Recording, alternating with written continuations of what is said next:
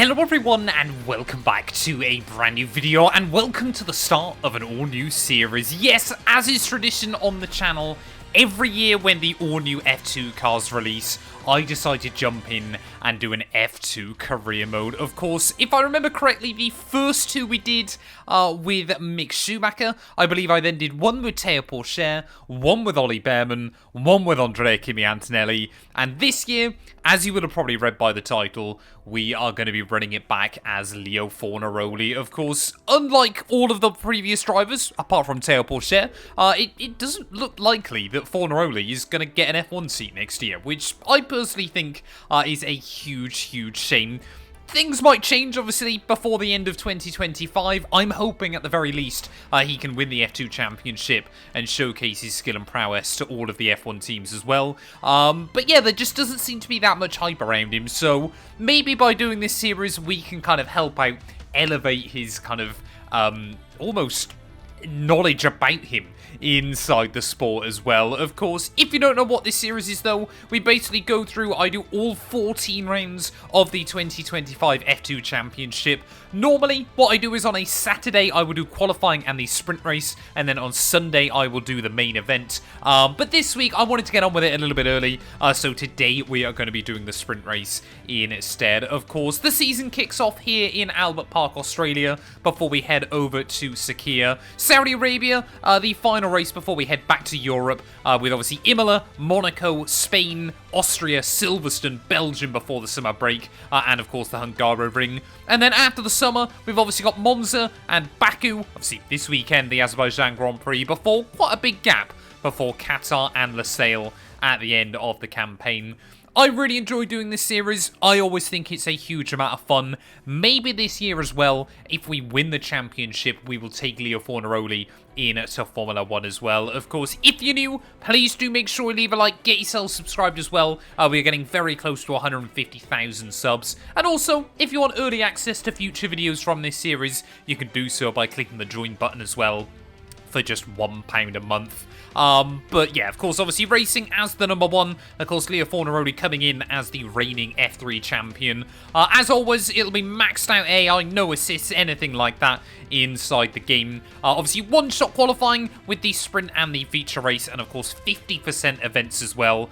So it gives us a decent amount of time to obviously get some good racing action in, especially obviously during the feature races, where the pit stops as well are rather important. But yeah, like I said, if you do want to enjoy, please make sure you hit that sub button, and let's head out here at Albert Park.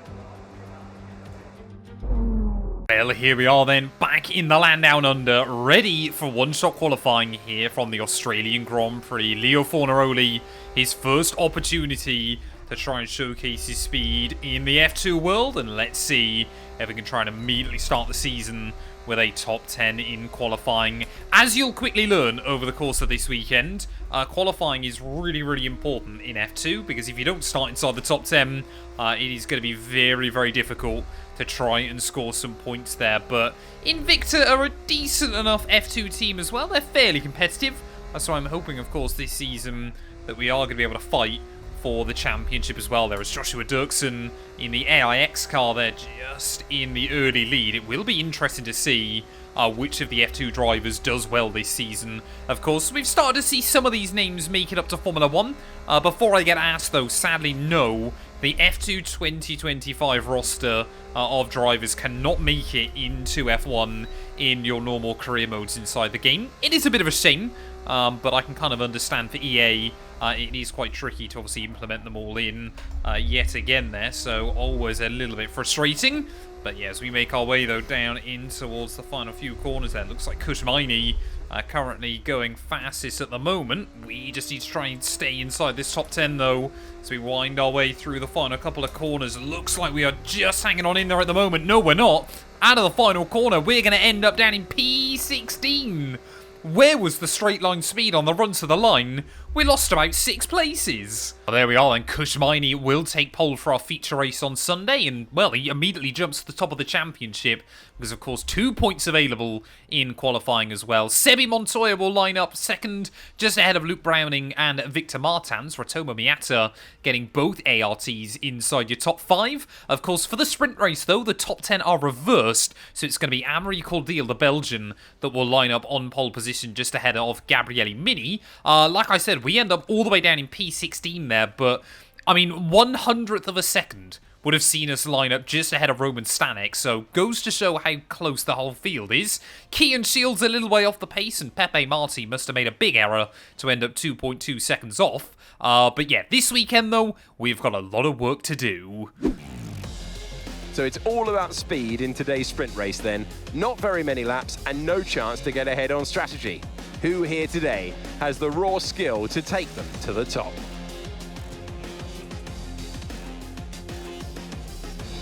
It's always a favourite on the Formula 2 calendar, Albert Park. It runs to 3.28 miles and 14 turns that will test the drivers.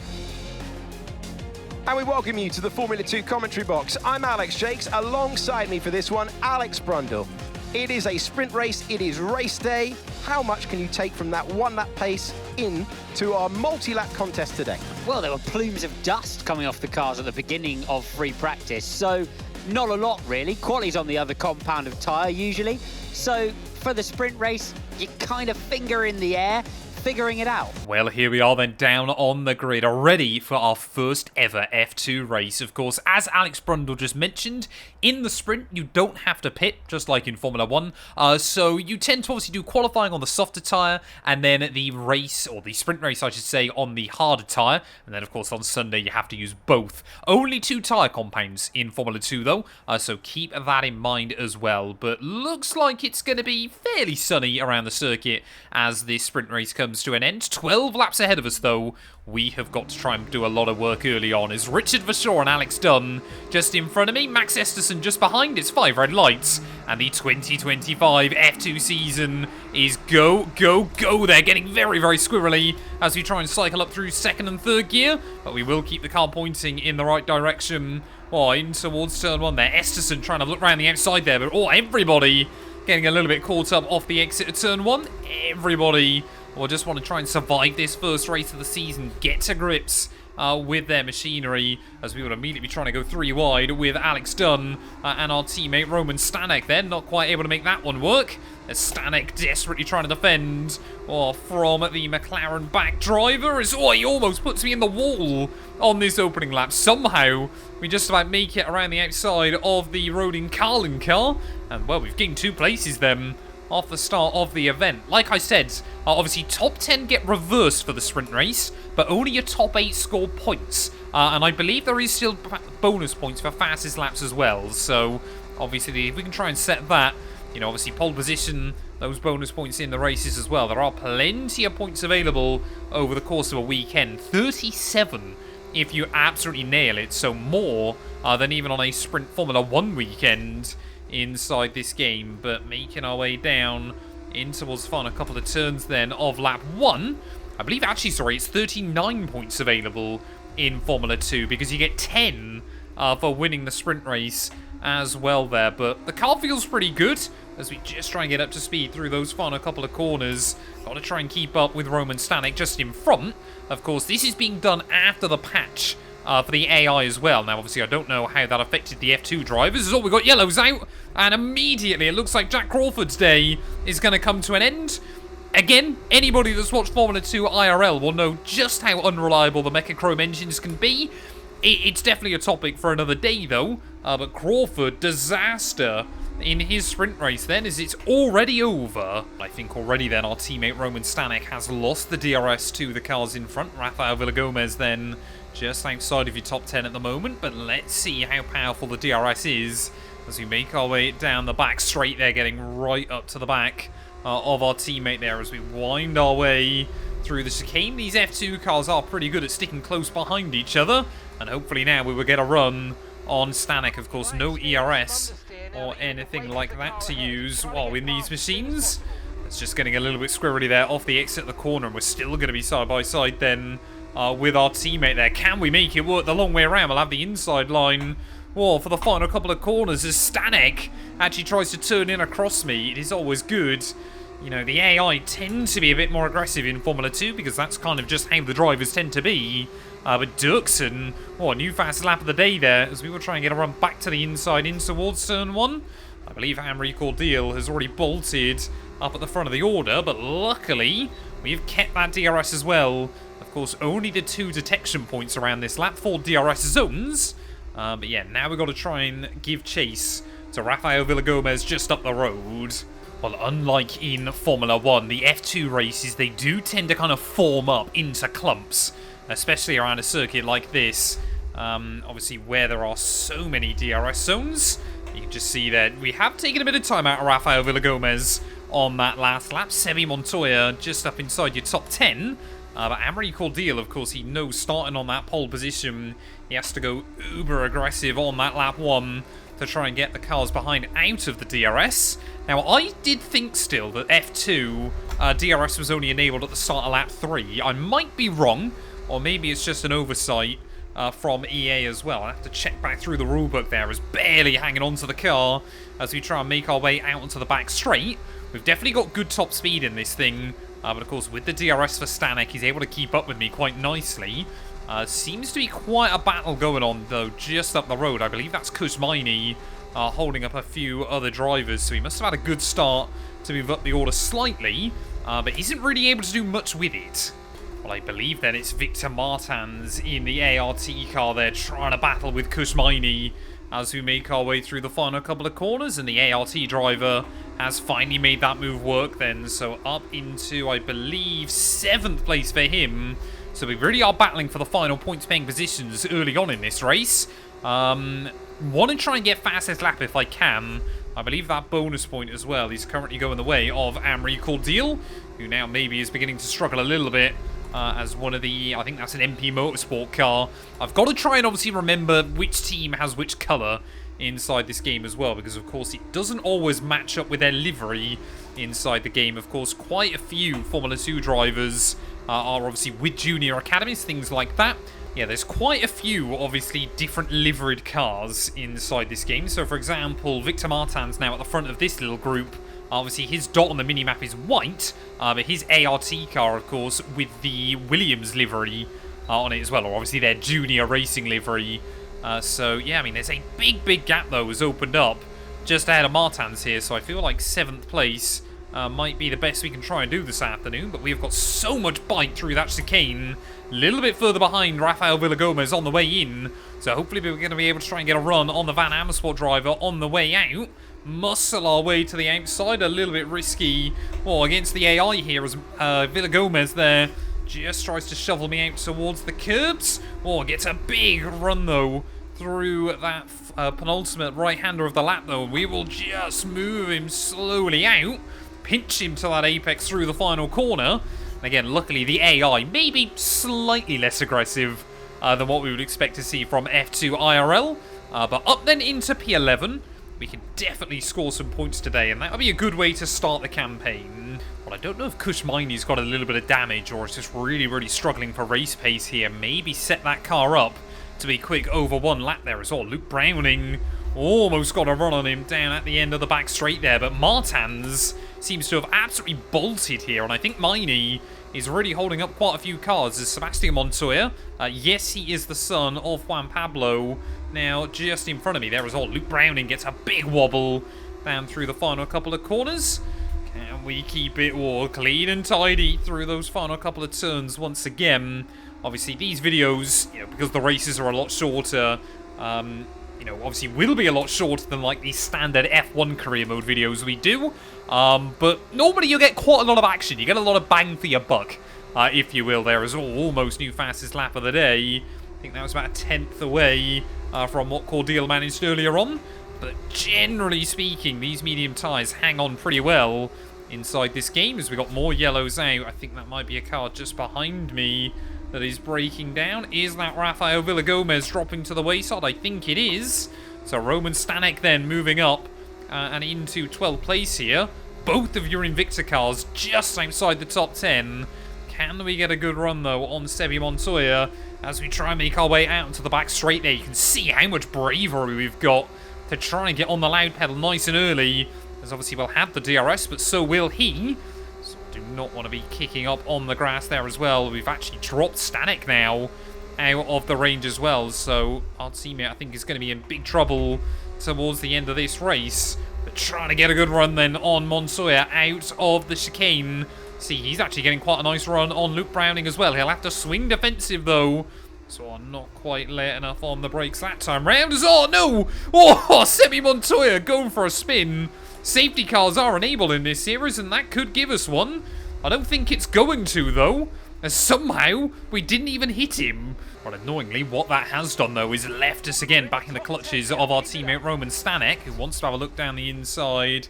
Well, that turn one there, really attacking that curve through the apex of the corner. And hopefully, again, we'll be able to try and drag him along. As, yeah, you can already see a 2.5 second gap up now to Luke Browning and Kushmini up the road. We can close that back down, but we need them to squabble. Oh, another big mistake. Kushmini this time round. Almost putting himself through the gravel trap there. Luckily able to gather it up quite nicely.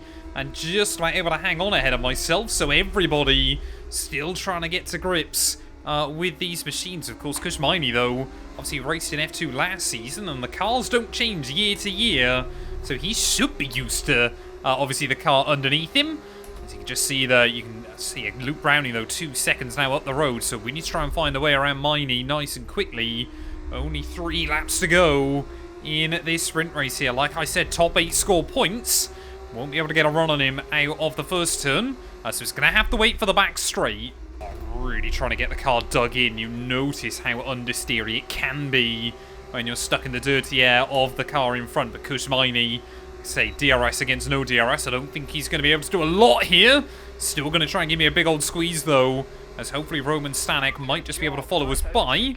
The Invicta drivers, we have worked fairly well together so far in this race. So, of course, again, we'll get that DRS off of the corner there, and surely Stanek now is going to be able to get a run on Kushmini just behind. Almost getting that gap down under the 1 second mark to Luke Browning as well. DRS, so important in these machines. One more lap to go then here from Albert Park. And of course, this first sprint race of the new season, we've got to try and make sure we are inside the DRS range of Luke Browning by the time we get out onto the back straight. We've had a pretty good fight through the field up to this point, from 16th on the grid, and obviously Roman Stanek and I as well have worked pretty well together, as that's a fantastic run. That's exactly what we needed on Luke Browning. The Williams Jr. desperately trying to defend. He's had a pretty good drive up the order as well, as I believe, yeah, Amory Cordia has actually lost the lead up at the front of the order. So I don't know now who is up into P1 then. But if Amory Cordial can't make that move happen again, we are going to find out in just a few short seconds. Trying to get the run out of the chicane, though, here on Luke Browning. He's going to swing defensive on us. We've got to try and go late on the brakes, but can't quite make it happen there around the outside. Just did not have the confidence on the way through that turn, unless we can do something crazy down in towards the final corner, which I don't think we're going to be able to. Out of the final corner, Ollie Goethe is going to win the first race of the season for MP Motorsport. Luke Browning will hang on with a brilliant defense on the last lap. For us, it is P9. Okay, pick up rubber and bring it home.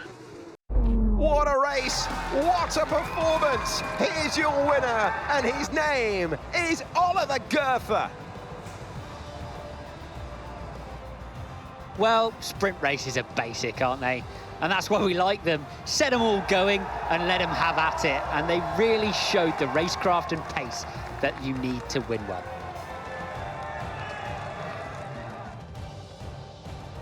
And they're making their way onto the podium now. It was a great race for the MP Motorsport team. You have to say, they really deserve to stand on the top step.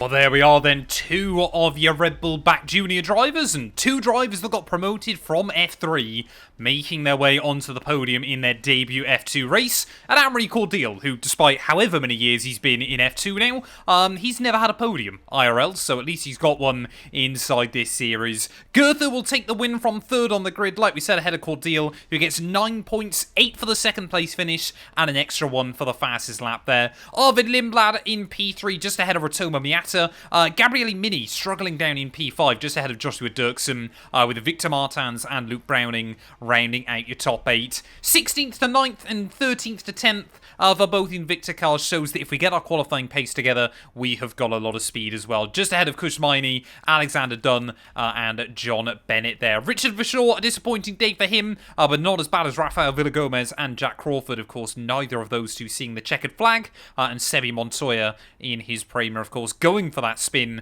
means he was unable to score either. Championship-wise, though, of course, it does mean Goethe now at the top of the table ahead of Cordial, Lindblad, Miata, Mini, Dirksen, Martins, Kushmaini, Luke Browning, and the 9 drivers there that have scored points, because of course Kush getting those 2 for pole. Constructors-wise, MP Motorsport as well on top. Invicta are last. Somehow we're behind Trident and Van Amersfoort, despite the fact we did better than either of them today. So hopefully tomorrow or Sunday, we can try and score some points. Thank you all so much for watching, though. If you have enjoyed, like I said, get yourself subscribed. And yeah, we'll be back very soon for the feature race.